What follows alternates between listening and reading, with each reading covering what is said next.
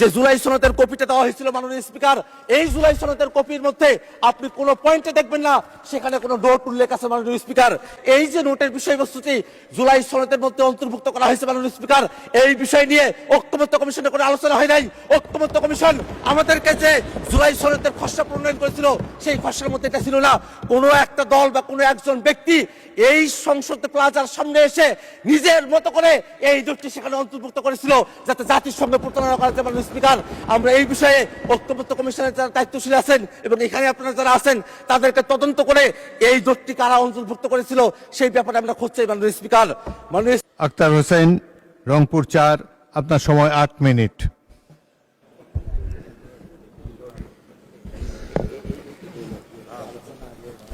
মাননীয় স্পিকার, আপনাকে ধন্যবাদ। মাননীয় সরকার দলীয় সংসদ সদস্য যে প্রস্তাবটি আজকে এখানে উত্থাপন করেছেন সেই প্রস্তাবের বিষয়ে আপনার আগে দৃষ্টি আকর্ষণ করছি। মাননীয় স্পিকার, আপনি সেদিন বলেছিলেন বিরোধী দলীয় নেতার যে প্রস্তাব সেই প্রস্তাবটার ব্যাপারে আপনি নিজেই বলেছিলেন যে যদি আইন প্রণয়ন সংক্রান্ত কোনো বিষয় হয় তাহলে সেটাকে প্রস্তাব আকারে এখানে উত্থাপন করা যায় না। সেদিন বিরোধী দলের ব্যাপারে আপনি যে কথাটি বলেছিলেন সে কথাটি কেন সরকার দলের ব্যাপারে বলেন নাই সেটি আপনাদের প্রশ্ন রয়েছে। মাননীয় স্পিকার, এই ক্ষেত্রে আমাদের একটা বক্তব্য আছে। মাননীয় স্পিকার, বিরোধী দলের নেতা যে প্রস্তাবটি উত্থাপন করেছিলেন সেটা আইন প্রণয়ন সংক্রান্ত কোনো ইস্যুতে ছিল না। মাননীয় স্পিকার, কারণ আইন অলরেডি প্রণীত হয়েছে, আদেশ জারি হয়েছে, অধ্যাদেশ জারি হয়েছে, সংবিধান সংস্কার পরিষদে আমরা শপথ গ্রহণ করেছি। আইনের কোনো প্রসঙ্গ এখানে ছিল না, বরং যে আইন হয়েছে সেটাকে বাস্তবায়নের প্রশ্ন এখানে ছিল। মাননীয় স্পিকার, আরেকটি কথা মাননীয় স্পিকার আপনাকে বলতে চাই, মাননীয় ডেপুটি স্পিকার এখানে ছিলেন, আর একজন সংসদ সদস্য মুজিবুর রহমান ইকবাল, তিনি একটি মুলতবি প্রস্তাব এখানে উত্থাপন করেছিলেন। সেই মুলতবি প্রস্তাবের ব্যাপারে সিদ্ধান্ত কি সেটা না জানিয়ে পরের প্রস্তাবে কেন দেওয়া হলো মাননীয় স্পিকার, সেই বিষয়টা আপনার কাছে আমরা জানতে চাই। মাননীয় স্পিকার, আমরা একটা কথা খুব স্পষ্ট করে বলতে চাই, মাননীয় সংসদ সদস্য যে প্রস্তাবটি উত্থাপন করেছেন সেখানে তিনি বলেছেন যে জুলাই সনদ রাজনৈতিক সমঝোতার দলিল, সেটা সংবিধান সংশোধন পরিবর্তন আইন প্রণয়ন এই বিষয়গুলোর কথা তিনি সেখানে বলেছেন এবং বলেছেন এটা বাস্তবায়নের পথরেখা কি হতে পারে সেই নিয়ে আজকের এই মুলতবি প্রস্তাব। মাননীয় স্পিকার, আপনার মাধ্যমে আমি তাদেরকে জানিয়ে দিতে চাই যে আজকে যে প্রস্তাবটি তিনি এখানে উত্থাপন করেছেন সেই প্রস্তাবটি উত্থাপন হওয়ার যোগ্য প্রস্তাবই নয়। মাননীয় স্পিকার, আমাদের যারা সরকার দলীয় সংসদ সদস্যরা আছেন তারা যে স্মৃতি বিস্মৃত হয়ে গেছেন সেই বিষয়টা আমাদেরকে কষ্ট দেয়। মাননীয় স্পিকার, আমাদের মনে রাখা প্রয়োজন 31শে জুলাই যেদিন ঐক্যমত্য কমিশনে সংস্কারের প্রস্তাবনাগুলো নিয়ে আলোচনা কনক্লুশন হলো, সেই দিনই সেই বৈঠকেই বাস্তবায়নের বিষয় নিয়ে কি আলোচনা হতে পারে সেটা নিয়ে সকল রাজনৈতিক দল আমরা সেখানে প্রস্তাব উত্থাপন করেছিলাম। জুলাই সনদ কিভাবে বাস্তবায়ন করা হবে সেটা নিয়ে সেই ঐক্যমত্য কমিশনে আলোচনা সমাপ্ত হয়েছে। সেই আলোচনার ফলাফল আজকে বিএনপি মানতে চায় না। এই কারণে আজকে বিএনপি ব্যাক স্পেসে তারা পেছনের দিকে তারা ফিরে যেতে চায়। মাননীয় স্পিকার, সংস্কারের বিষয়ের যে ঘোড়া সেই ঘোড়া অনেক দূরে গিয়ে গেছে, সেই ঘোড়াকে এখন লাগাম পরানোর চেষ্টা করছে সরকার দলীয় সদস্যরা। মাননীয় স্পিকার, সংস্কারের যে পুরো বিষয়বস্তু এখানে জুলাই সনদ, আদেশ, অধ্যাদেশ, গণভোট, সংবিধান সংস্কার পরিষদ এই 5টা ধাপ রয়েছে। মাননীয় স্পিকার, আজকে এখানে যারা সরকার দলীয় সংসদ সদস্যরা আছেন মাননীয় স্পিকার, তারা আদেশের কথা বলেন না, তারা অধ্যাদেশের কথা বলেন না, তারা গণভোটের কথা বলেন না, তারা সংবিধান সংস্কার পরিষদের কথা বলেন না, তারা শুধুমাত্র জুলাই সনদের কথা বলেন। ওই জুলাই সনদ, যেই জুলাই সনদটা শুধুমাত্র তাদের পক্ষে জুলাই সনদ উইথ নোট অফ ডিসেন্ট। মাননীয় স্পিকার, একটা কথা এখানে স্মরণ করে দেওয়া প্রয়োজন, 17 অক্টোবর জুলাই সনদ এই সংসদ ভবনের বাইরে স্বাক্ষর করা হয়েছিল। তার পূর্বে ঐক্যমত্য কমিশন কর্তৃক আমাদেরকে যে জুলাই সনদের কপিটা দেওয়া হয়েছিল মাননীয় স্পিকার, এই জুলাই সনদের কপির মধ্যে আপনি কোনো পয়েন্টে দেখবেন না সেখানে কোনো নোট উল্লেখ আছে মাননীয় স্পিকার। কিন্তু আমাদের সরকার দলের মাননীয় স্বরাষ্ট্রমন্ত্রী এবং মাননীয় আইনমন্ত্রী তারা বারংবার একটা নোটের কথা উল্লেখ করেন। সেই নোটটা হচ্ছে অবশ্য কোন রাজনৈতিক দল বা জোট তাদের নির্বাচনী ইশতেহারে উল্লেখপূর্বক যদি জনগণের ম্যান্ডেট লাভ করে তাহলে তারা সেই মতো ব্যবস্থা গ্রহণ করতে পারবে। এই যে নোটের বিষয়বস্তুটি জুলাই সনদের মধ্যে অন্তর্ভুক্ত করা হয়েছে মাননীয় স্পিকার, এই বিষয় নিয়ে ঐক্যমত্য কমিশনে কোনো আলোচনা হয় নাই। ঐক্যমত্য কমিশন আমাদেরকে যে জুলাই সনদের খসড়া প্রণয়ন করেছিল সেই খসড়ার মধ্যে এটা ছিল না। কোনো একটা দল বা কোনো একজন ব্যক্তি এই সংসদ প্লাজার সামনে এসে নিজের মতো করে এই জোটটি সেখানে অন্তর্ভুক্ত করেছিল যাতে জাতির সঙ্গে প্রতারণা করা যায়। মাননীয় স্পিকার, আমরা এই বিষয়ে ঐক্যমত্য কমিশনের যারা দায়িত্বশীল আছেন এবং এখানে আপনারা যারা আছেন তাদেরকে তদন্ত করে এই জোটটি কারা অন্তর্ভুক্ত করেছিল সেই ব্যাপারে আমরা খোঁজ চাই। মাননীয় স্পিকার, আর একটা বিষয় একটু বলে রাখা প্রয়োজন, মাননীয় স্পিকার, মাননীয় স্পিকার, জুলাই সনদ বাস্তবায়ন আদেশ কোথায় থেকে তার ভিত্তি আসলো, কোথায় থেকে তার আইনগত বৈধতা পাওয়া গেল, সেই প্রশ্নটা এখানে অনেকে করছেন মাননীয় স্পিকার। কিন্তু জুলাই সনদ আদেশটা তারা যদি পড়তেন, সেই জুলাই সনদ আদেশের একেবারে প্রিয়াম্বলের মধ্যে বলা আছে জনগণের সার্বভৌম ক্ষমতা এবং অভিপ্রায়ের বহিঃপ্রকাশ হিসাবে এই জুলাই সনদের যে আদেশ, সেই আদেশটা জারি করা হয়েছিল মাননীয় স্পিকার।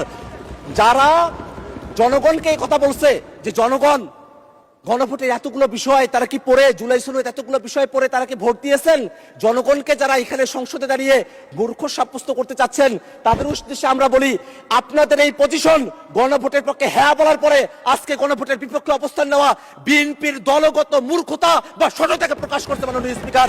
আমরা এই কথাটা আপনার মাধ্যমে তাদের কাছে জানিয়ে দিতে চাই। একটা বিষয় মনে রাখা প্রয়োজন মাননীয় স্পিকার, এখানে সরকার দলের পক্ষে পার্থ ভাই তিনি দাঁড়িয়েছিলেন, তিনি বলেছেন সংবিধান একটা কোয়াজি কনস্টিটিউশনাল পরিস্থিতির মধ্য দিয়ে আছে। সরকারি দলের একজন এমপি যখন কোয়াজি কনস্টিটিউশনাল কথা বলেন, অর্থাৎ খণ্ডিত সংবিধানের কথা বলেন, তখন কিন্তু আমাদের যুক্তি বেশি সাব্যস্ত হয় মাননীয় স্পিকার।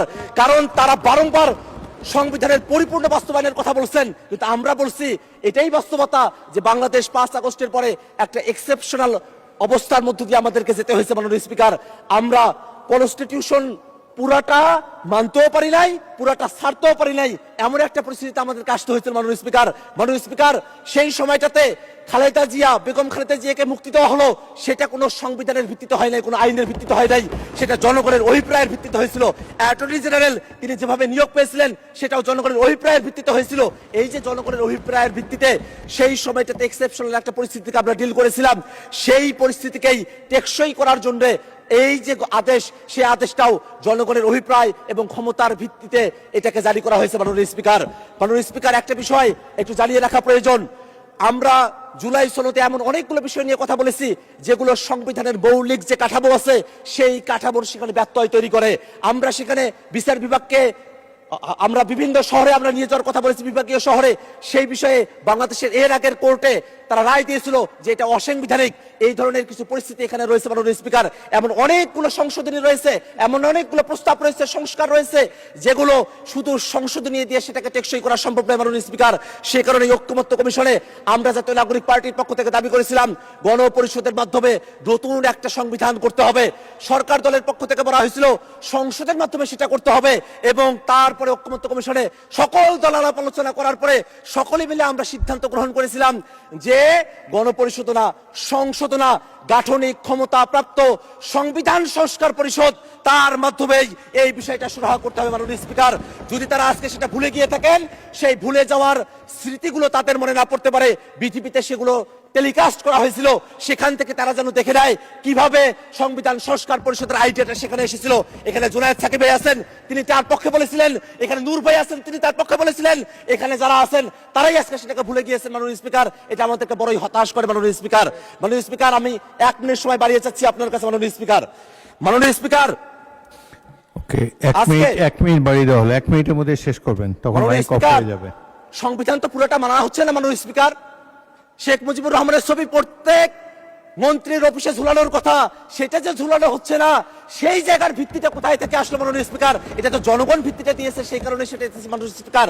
আমরা এই কারণে একটা কথা বলতে চাই, আজকে জুলাই সনদের যে আদেশ এবং যে গণভোট সম্পন্ন হয়েছে, সেই গণভোটের যে প্রশ্নগুলো আছে সেই প্রশ্নগুলোর দিকে আমরা একটু তাকাই। সেখানে স্পষ্ট করে বলে দেওয়া আছে সাংবিধানিক প্রতিষ্ঠানগুলোতে নিয়োগ হতে হবে একটা নিরপেক্ষ বডির মাধ্যমে, একটা উচ্চকক্ষ হবে যেটা ভোটের পিয়ার অনুযায়ী হবে, একটা তত্ত্বাবধায়ক সরকার হবে, যে তত্ত্বাবধায়ক সরকার একটা নতুন ফর্মুলায় হবে। এই বিষয়গুলো বিএনপি পালন করতে চায় না বিধায় তারা আজকে গণভোটের বিপক্ষে অবস্থান নিয়েছে মাননীয় স্পিকার। মাননীয় স্পিকার, আমরা খুবই বিনীতভাবে তাদের কাছে একটা কথা জানতে চাই, এই বিষয়টা কোনোভাবেই কোনো বিতর্কের বিষয়বস্তু নয়, এটা কোনো আলোচনার বিষয়বস্তু নয়। বাস্তবায়ন জুলাই সনদ কেমন করে হবে সেই ধাপগুলো ঐক্যমত্য কমিশনে সেই আলোচনাগুলো কমপ্লিট হয়ে গেছে। অতএব আজকে যে প্রস্তাবটা নিয়ে আসা হয়েছে, এই প্রস্তাবটা গ্রহণ না করার জন্য মাননীয় স্পিকারের কাছে বিনীতভাবে আহ্বান জানাচ্ছি মাননীয় স্পিকার। ধন্যবাদ সকলকে।